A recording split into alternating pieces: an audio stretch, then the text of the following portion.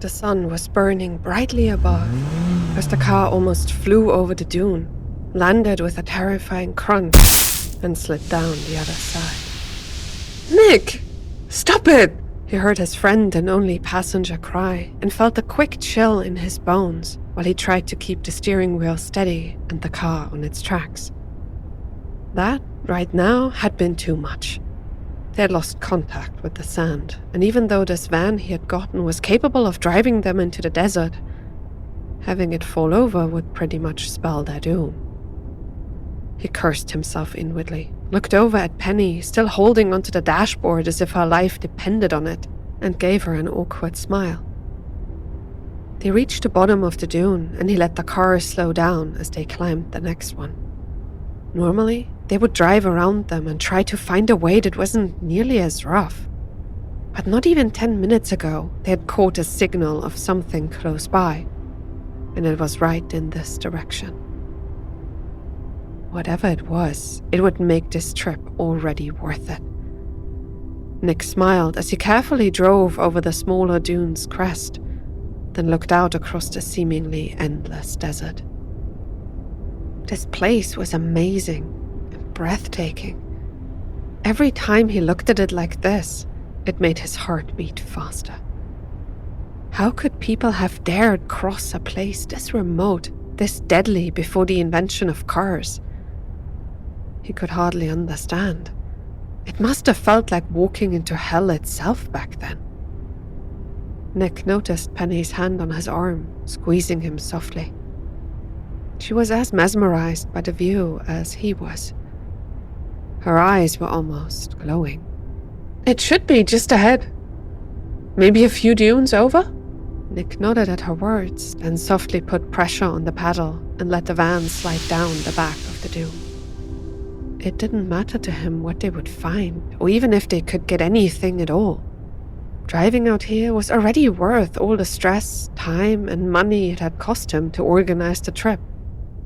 They had food and water for a week, enough gas to drive them back into town and out again a couple of times, and absolutely no pressure at all. It was great. He felt free. Nick drove across the next dune, took a new path, the one behind that, and mounted a big one with the van before Penny suddenly put her hand on his forearm again to stop him. "The signal's coming from right ahead. Maybe the bottom of the dune? Do you want to check it out?" Of course he did.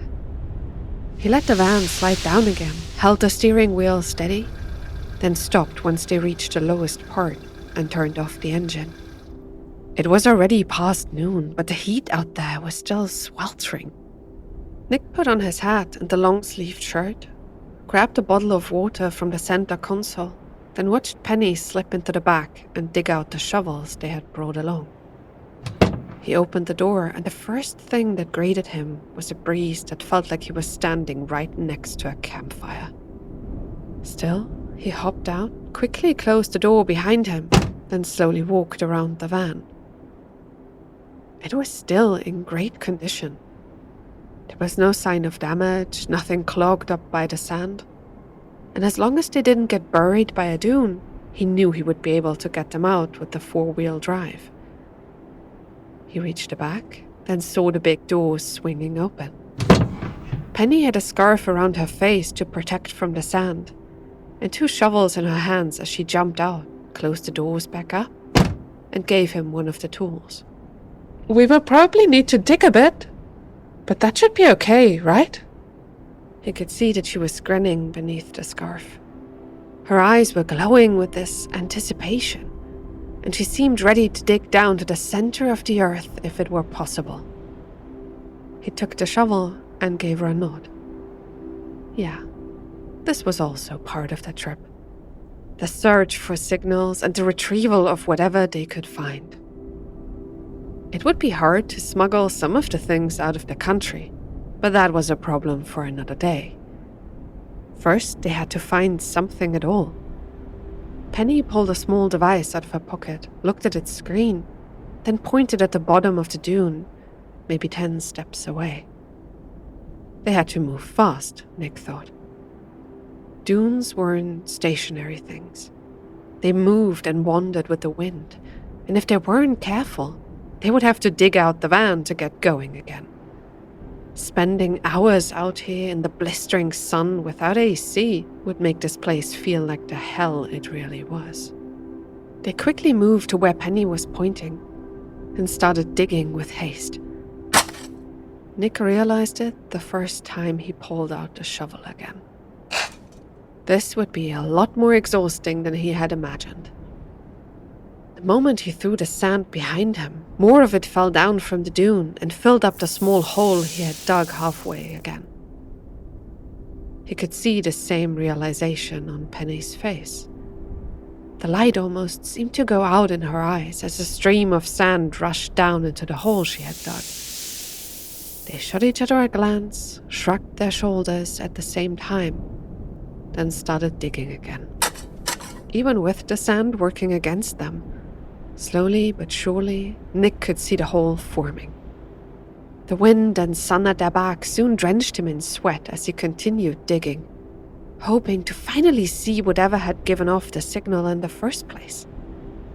What could it be? There were so many possibilities, but most of them would be rather disappointing. Maybe an old phone? Or some kind of handheld GPS device lost by someone who had come out here for a bit of fun. It didn't matter, Nick told himself as he wiped the sweat off his brow. Even if it was something banal like that, he'd proudly mount it to a wall back home, showing it off as his most prized possession. He couldn't help but grin as he thought about it. Penny probably had the same idea. This expedition, didn't have to find anything of real worth to be a success.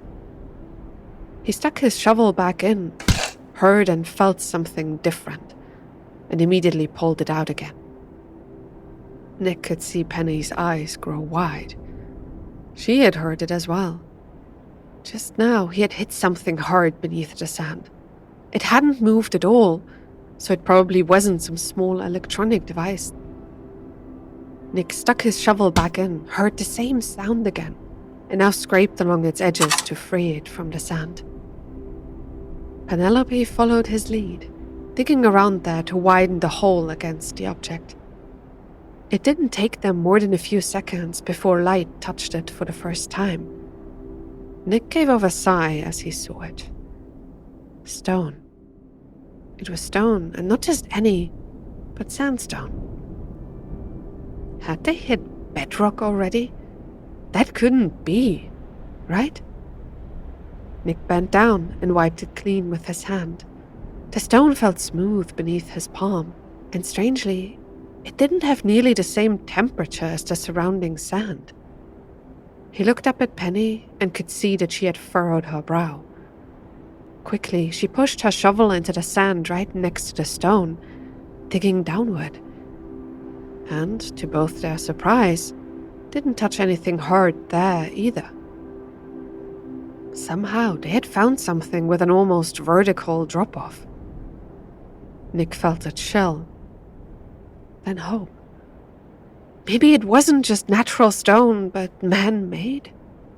He started digging, like Penny, straight down from the stone to shove the sand away from it. The sun above was burning down as brutally as before, but at that moment, Nick stopped feeling the heat. There was something here, he told himself. Something buried. He could see more of the stone appearing, then a horizontal crack. It wasn't just stone they had found. This thing looked like a wall. He could feel his heart beating faster and glanced over and saw Penny now digging with renewed vigor as well. They shoved sand to the side and dug without pause, and after not even half an hour, they made their next discovery. A hole in the wall they had been excavating.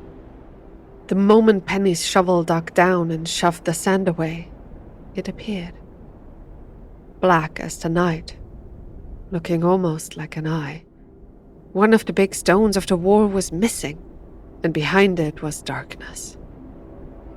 They both bent down almost at the same time and started digging the sand out of the hole with their bare hands. It didn't feel scorching like the dunes above.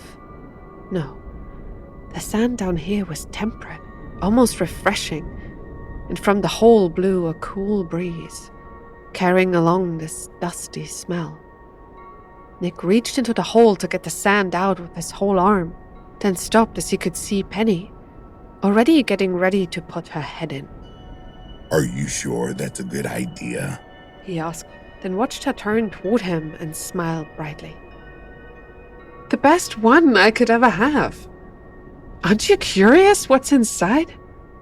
He couldn't even answer before I saw her pulling a small torchlight out of her pocket and putting it into the hole. A loud hiss came out of her, and Nick felt his curiosity spike. She pulled back the next moment, looked at him with this glimmer in her eyes, then spoke. "I think you need to see this. It's massive down there." Nick got to his knees and could see Penny shifting around, then putting her legs into the hole. He wanted to say something, but she was already sliding forward, then dropping into the darkness. Nick stopped for a second. Did he really want to follow her into this hole? She had said that it was big, but how massive could it realistically be? This was a desert, after all. As far as he knew, there had been villages all around here, but with the shifting dunes, almost all of them were lost to time. Climbing into one of those holes felt like a death trap to him.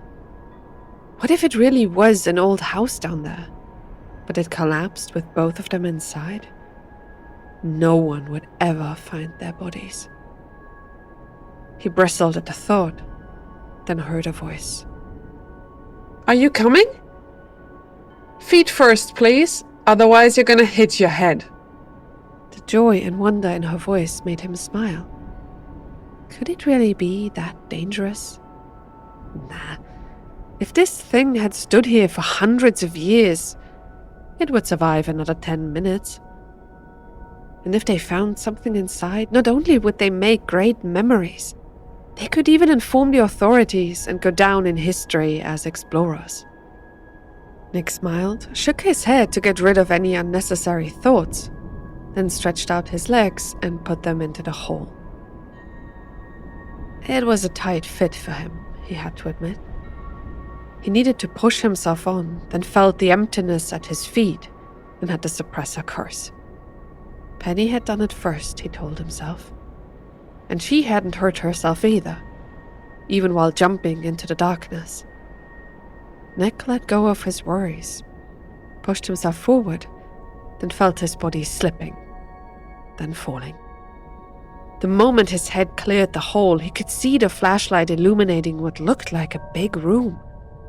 He landed a split second later on a small pile of sand right below where he entered, rolled over and came back to his feet while a grinning Penny greeted him. "Took you long enough," she joked, but Nick couldn't give an answer. In the light of the flashlight, he could see it. The room, no, the house they had dropped into. It was amazing. He could see furniture around, something that looked like a fireplace, and beneath the dust on the floor, carpets. Nick grabbed the flashlight from Penny's hand, then started walking further into the room. In the back, he found bookcases filled to the brim with texts and the remains of curtains. This was incredible! If they took some photos, jotted down the coordinates, and plugged a hole when they left, whatever scientists could study it would lose their minds. He walked on and let the cone of light wander through the abandoned house. There, in the back, one of the shelves holding texts was broken, and behind it he could see an empty space. Had that been a hidden passage? Blocked by a bookcase? He could feel the smile on his lips grow wider, and felt Penny's hand on his forearm as she walked beside him. "This is amazing!" she marveled, then pointed to a small lectern in front of the broken bookcase where something stood engraved. "I think it says Harun? Might be a name." Nick nodded in response. There was far too much to look at for them to catalogue everything in here. That was something the scientists or archaeologists would have to do on their own. What they could do was take some pictures. He smiled, pulled out his phone, and photographed the shelves, then the rest of the room. A soft breeze brushed past his neck as he turned away from the bag, and Nick smelled this strange odor in the air. It wasn't of the dust or the normal scent you'd get out there by the dunes. No. This was different. Rough. It tickled his nostrils. Sulfur. The thought came to him immediately. He rolled around and looked at the spot where the breeze had come from. The broken shelf, and behind it, empty space. Nick cursed in his mind and took a few quick steps, reached a broken piece of furniture, and touched its side. The moment his fingers brushed over the ancient wood, dust started falling from its top, raining down as the thing began to crumble. "Nick!" He heard Penny hiss behind him, but he didn't turn around. Something here was off, was wrong, and he needed to know where the smell was coming from. He pushed a bit harder and heard the wood cracking as the shelf turned into a heap. A strong, cool breeze flew right at him, ruffling his hair and clothing as it rushed past, taking with it another cloud of dust. There was one more exit, Nick thought. Maybe they would find a hidden door back there. He looked behind himself and could see Penny staring at him with this bewildered expression. What else could he have done? It wasn't like he had destroyed the shelf deliberately, but the path was now clear. Instead of starting an argument, Nick stepped over the broken heap on the ground and ducked into what looked like a roughly carved-out hallway. A hidden one, part of him added. Yeah. The owner of the house had kept this one out of sight, and it must have been for a reason. Maybe they would find real treasure back there. He walked into the dark path, then almost immediately felt and saw Penny's light following him. Something was strange about the hidden hallway, Nick thought. The temperature wasn't just dropping. It almost felt like it was in freefall. He could see his breath fogging up in front of his face, small clouds forming and rising into the air. The floor was rough-hewn, like the walls and the low ceiling. Whoever the owner of this house had been, he must have built it right next to some kind of mountain or a hill and dug this place out by hand. I have a bad feeling about this, he heard Penny whisper behind him.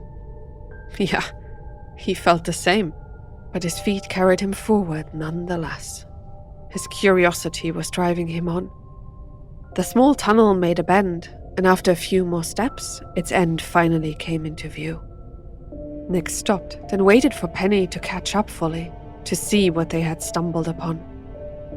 In front of him, he could see a roughly dug-out room, and even at first glance, Nick had an idea of why this space had been hidden. There were more shelves here, but they looked and especially felt different. In the cold air and artificial light, they seemed surrounded by shadows far darker than they should be. The books and manuscripts on them almost glowed in this sinister energy. Nick took another step, then felt Penny grab him by the shoulder, holding him back. He wanted to tell her to let go, but his voice stopped the moment the cone of light hit the floor. It was the only surface that had been smoothed over, and someone had drawn something upon it.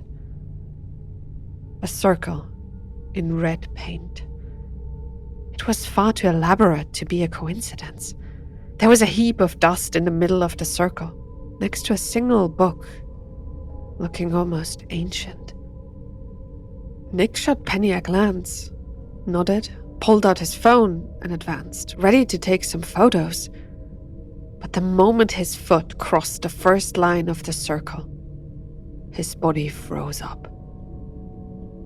Something shifted in the cold air as the light flickered behind him, and the phone fell from his grasp.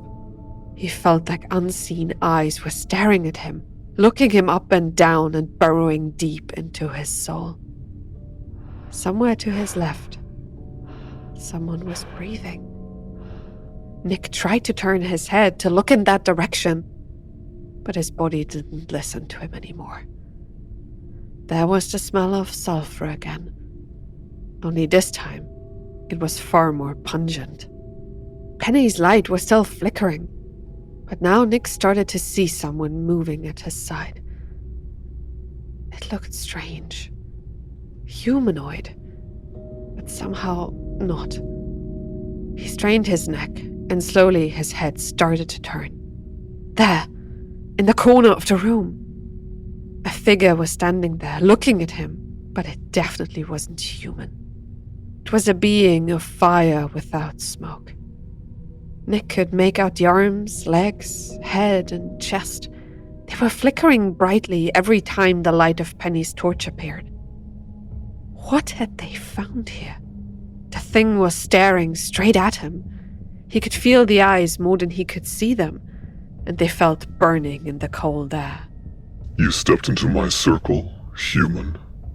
A voice, deep and dark, echoed, not from the walls, but from the inside of his own head. Nick stumbled as his body suddenly moved again, and he fell to his knees in the middle of the circle, where the book and mound of dust were. A cloud rose into the air, tickled his nose, and almost made him sneeze. So tell me, do you wish for power, knowledge, or riches? Nick felt goosebumps breaking out all over his body. The voice was coming from inside his head, it seemed like. It was shaking him down to his core. This being was ancient, he understood immediately. Far older than he could even imagine. Powerful and dangerous. He shook his head immediately. Striking a deal with something like that was definitely not a wise choice. His eyes turned to the heap of dust on the ground.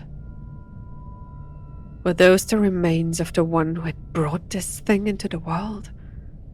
The being chuckled, just as he had the thought, and for a single moment Nick could feel this cold and ancient presence inside his head. You are smart. It praised him, though its voice sounded like it was mocking him. Now tell me your wish, human.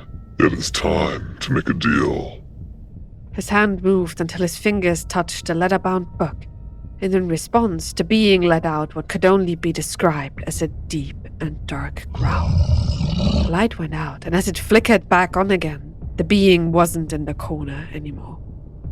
Nick could still feel its eyes on him, and as he turned his head forward, it was kneeling there, at eye level, staring right into his face. His heart almost stopped, but Nick forced himself to keep his mouth shut. I can grant you the desires of your heart. Just speak them to me, and I will grant you the world. All Nick managed was to shake his head softly. Every single instinct howled in his mind that this thing was not to be trusted. The sinister feeling it was giving off scared him. The being of smokeless fire seemed more annoyed than angry by his hesitation. It was cocking its head, and another soft chuckle filled the air of the dugout room. You think by not talking you'll get out of this. I see. The voice spoke inside Nick's head. But you should always be aware of your surroundings. A hand was raised in front of his face, a finger extended, pointed not at him, but at a spot in his back. Nick turned his head to look in that direction and almost screamed. There, with a foot in the circle, stood Penny. Her face was deathly pale in the flickering light. She was trembling while sweat was running down her cheeks. Nick was up on his feet in a split second. He took 2 steps and grabbed her by the shoulders, and only then did her eyes register him. What did you say to it? His voice sounded hoarse and angry, and while Penny shook her head, the thing chuckled loudly. Had she wished for something? The thing seemed too happy for that not to be the case. Nick wanted to curse. His hands were shaking her shoulders softly. What did you wish for? He looked into eyes wide with fear. They were trembling as well. Nothing, she hissed back, sounding almost indignant, but the thing in here with them was laughing again. Nick could feel it in his bones. There was this even colder chill in the air. We need to get out of here. Now! He whispered, grabbed her by the shoulder and shoved her out of the circle as he started to run.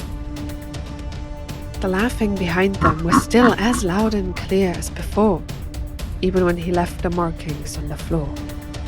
With the light flickering, they ran through the dugout tunnel, back to the house. But now Nick could feel the presence following them. Had they set it free by entering then exiting the circle? Then what should they do? What exactly was it? He remembered the book and the thing's reaction to him touching it. Maybe in there they would have found what they needed, but there was no way he would return to that room again. And even if he did, from what he had seen, this book would probably not be written in English, so he'd be out of luck anyway. Nick saw Penny reach the room and jumped out of the tunnel after her. The warm air in here got pushed away only a second later, and from behind he could feel the icy chill still clinging to his back. The torchlight flickered again. Penny came to a sliding stop and Nick almost crashed into her. There, below the exit, the figure was standing. It was a clear threat. This monster wouldn't let them leave. What did you do? Nick growled. He suddenly felt Penny's hands shoving him back as she glared at him with this hateful gaze. The same as you! I told him I wished to leave! Nick could hear the thing laughing, its voice echoing around his mind. Every wish has a price, It said, gleefully. He felt ice cold, and as he looked at Penny, the feeling got even worse. She was crying, turning to the exit, and started walking toward the monster. What's the price? Nick shouted at her, but she didn't even look back or react to his voice. Panic was flooding his mind. She was already halfway toward the exit. Nick wanted to run after her, but the moment he moved, the monster made of smokeless fire suddenly appeared in his way. It was keeping him in here. Nick screamed, but the woman kept walking toward the hole they had come in through. I want to leave. I wish to leave. Whatever the price. He shouted, out loud and in his mind. And suddenly, the light in the room went out completely. The monster was laughing. Its deep, dark voice echoed around the whole area. And as the light turned on again, Nick could see Penny staring at him with this bewildered expression. What have you done? She hissed at him. But now it was his turn to simply shrug his shoulders. He did what he had to do. This is amusing. He heard the voice of the monster that now looked at him, and then at Penny. I will grant one of you your wish. All it will cost is the other's soul. He saw her eyes grow wide. Her hand was inside her pocket before he could even comprehend what the monster had just demanded. How would one even do that? Take another person's soul? Penny held something in her hand and was glaring at him. It was the short knife she had bought in town. Was she afraid he would attack her? Should he? One glance at the monster was enough for him to know that it wasn't joking. Either Penny would die or he would have to. There was no way this thing would let both of them leave. The being made of fire was grinning. He knew it, even though he couldn't see lips or a mouth. How could he escape? He didn't want to kill her if there was any other way. The book. It was the only thing Nick could think of right now. He turned on his heel and started running toward the broken bookshelf again. If he looked at it, something might come to mind. He could read at least a tiny bit of Arabic. But maybe, just maybe, The sound of her footsteps so close behind was followed by pain Nick had never thought possible. Cold metal pierced his back right by his spine. He felt the blade cut through muscle, scrape against bone, and lost his balance with a scream. He hit the dust-covered floor, slid along, and crashed into one of the bookcases next to the hidden entrance. "There! You can have him!" he heard Penny scream, her voice almost manic. And as he turned his head, he could see her standing above him, pointing at him, while looking at the things still barring their way. Why? She had seen the book as well, right? They could have found a way. Together. Then why? There was this panic in her voice that he had never heard before. Two legs made of fire appeared right in front of his eyes the next moment, and he could see Penny stepping back. A cold stare from unseen eyes burrowed into him. He felt the pain getting worse and worse as dust seemed to flow into his mouth and nose. He has not given up his soul. The price is still to pay. The monster spoke in this low voice, and Nick could see Penny's eyes growing wide again. "What? He's there! He can't fight back! Take him!" She sounded so shrill in his ears. Nick felt blood running down his back. His head was swimming, but his arms and legs still moved. Slowly, he pushed himself off the dust-covered floor, staggered, then caught himself on the shelf. I told you to make him give me his soul. The voice of the thing echoed around his mind. It could have only talked to her if it wanted to, he knew. But it needed him to hear it as well. Nick felt sick. The knife was in his back. There was no way he still had enough time to get to the book. And even if he somehow managed to make Penny give up her soul, climbing up and back out of the hole might be impossible. His eyes focused on the burning figure now standing between him and his former friend. Hey, Jen. I want to change my wish. The thing's eyes suddenly appeared as dark dots in the burning face as he spoke the name. This cannot be done. It almost growled. He had been racking his brain about what they had set free. It was strong and malevolent and wanted to grant wishes. There were so many old legends about those things. Nick thought that maybe he could use its name to at least hold its attention. Not Jen, no. Shayatin. This time, the monster's body started to flicker violently, as if enraged. It disappeared and then reappeared right in front of him. The burning face filled his vision. Nick smirked at the reaction, but cursed inwardly. What they had stumbled upon here was a purely evil version of the djinn. According to legends, they did not show pity. All they wanted to was to mislead, corrupt, and destroy. Nick pulled his head back, then looked past the now angrily flickering form and at Penny. She was as pale as a ghost, but her eyes kept glancing at the back of the room where the hole was. Their eyes met, and for a split second, Nick could see the person he had known before in there. She was begging him. Did she want him to keep the thing's attention on himself? Nick felt a flicker of hope.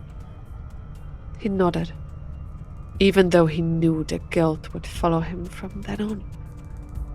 Penny whirled around and raced toward the exit. The burning being was still staring only at him. It didn't show any reaction or interest in the woman. It didn't have to. If it was even remotely comparable to the beings in the ancient myths, it would never let prey escape its grasp. Nick held his breath and watched as the woman jumped at the wall, grabbed hold of the edge of the hole, and pulled herself up. Her hand reached out and into the sunlight, and at that exact moment, Nick knew that his plan had worked. You dare! The monster's voice thundered around the room. A flame ignited on Penny's shoe and raised up her leg, and with a scream, the woman fell back, now burning. The Shayatin disappeared and then reappeared by the now screaming woman. You tried to deceive me. Nick watched on as the thing bent down and touched Penny by the shoulder. She was screaming, howling from pain and fright. The flames spread across her body. She turned her head and looked at him, but he didn't react. This was her own doing, he told himself. With one last cry, the flames shot up into the air, and all that was left of his friend was a mound of dust and ash, now blowing in the cold breeze. Nick pushed himself off the wall and took a staggering step toward the middle of the room. You got the soul, right? He asked, feeling the knife and the pain it brought every time he spoke or took a breath. The Shayatin was still standing there, unmoving by the completely burned remains. He had a distinct impression that it was smiling. You made her give me her soul. You are free to leave. Nick nodded, then groaned. He felt tired and hurt, but at least this thing wouldn't burn him up if he now climbed out. The knife in his back still moved every time he took another step, but what was almost worse was the memory of seeing Penny burn. He didn't want to look at her remains and was thankful as he reached the wall. The hole up there seemed so far away. Nick reached out, put his fingers into one of the gaps, and tried to pull himself up. The pain made his vision go blurry. He looked back once at the figure still standing by the small mound of ash and dust. Do you wish for assistance? The Shayatin's voice appeared in his mind. He bit his tongue and turned his head away. Suit yourself. He heard it again, then felt a rush of cold air and knew it had disappeared back to where it had come from. Tears were swimming in his eyes as he continued to pull himself up. The pain was getting worse, the metal cutting deeper into his flesh. Nick wanted to cry and scream and curse, but the fear of accidentally drawing the monster's attention again made him keep his mouth shut. He would need to drive to the city with the knife still sticking out of his back, then come up with an explanation once the police got involved. One last time he looked back at the remains. Life would be hell from now on, he thought. But any hell he could imagine paled in comparison to what Penny was going through by now.